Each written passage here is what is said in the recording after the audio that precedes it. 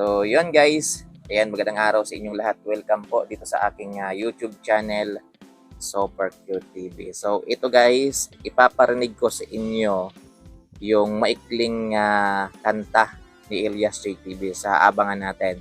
Kasi malapit na siyang i-produce ni Elias JTV guys. May mga konting inaayos pa yan sa kanta kasi gusto nila bago nila ilabas mga kuyo, yung as in okay na po yung kanta.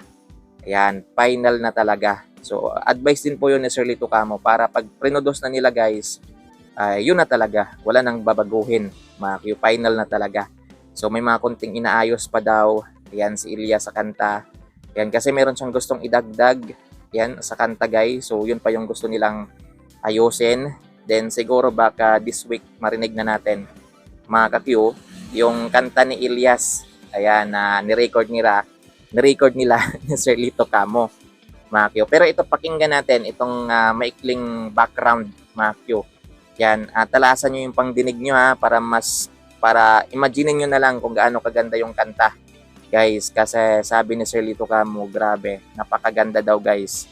Yan, kahit siya mga Q ay nagagandahan talaga sa kanta na ginawa niya para kay Elias. So ito guys, pakinggang mabuti. Natin ang gabi, habang tayo'y magagabi. Natin ang gabi, habang tayo'y magagabi. Natin ang gabi, habang tayo'y magagabi. Wow, grabe. Narinig nyo guys. 3 times ko siyang pinatugtog ha. Kasi maikli lang naman siya guys eh. Kasi patikim lang siya. Ayan, para sa ating lahat na excited na dito sa kanta ni Elias, mga kakuyo. Grabe.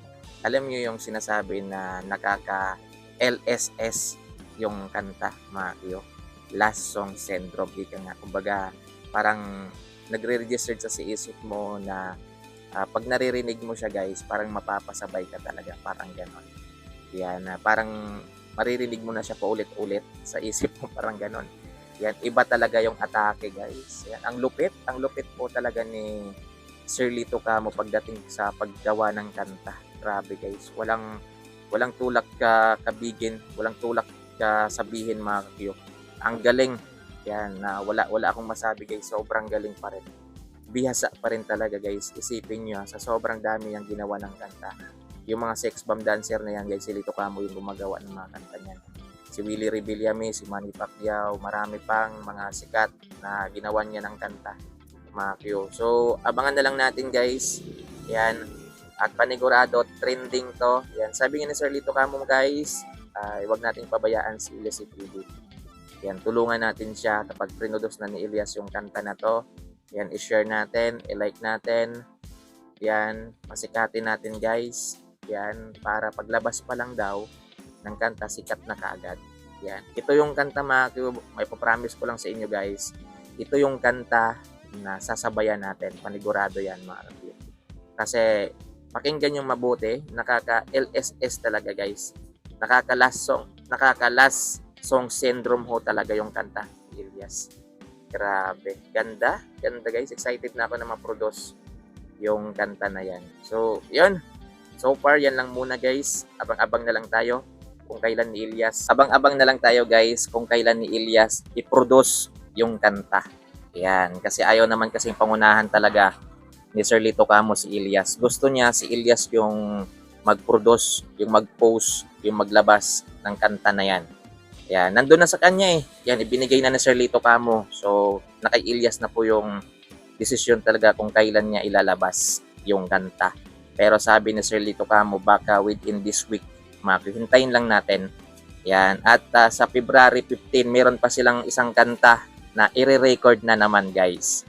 Yan. Panibagong kanta na naman yon mga kakyo. Yung title yata, yung parang Lord, ikaw na ang bahala. Parang ganun yung title mga kakyo. So, yun. Yan lang muna guys, yung update ko sa inyo. Yan. Excited tayong lahat. Pero hintay-hintay lang mga kakyo. Maraming salamat. Maya, update ko kayo guys sa concert naman nila Elias kung meron ba silang concert ngayong araw or wala. Mamaya tayo mag-update about yan mga kakyo. Natin ang gabi, habang tayo'y magagabi. Natin ang gabi, habang tayo'y magagabi. Natin ang gabi, habang tayo'y magagabi.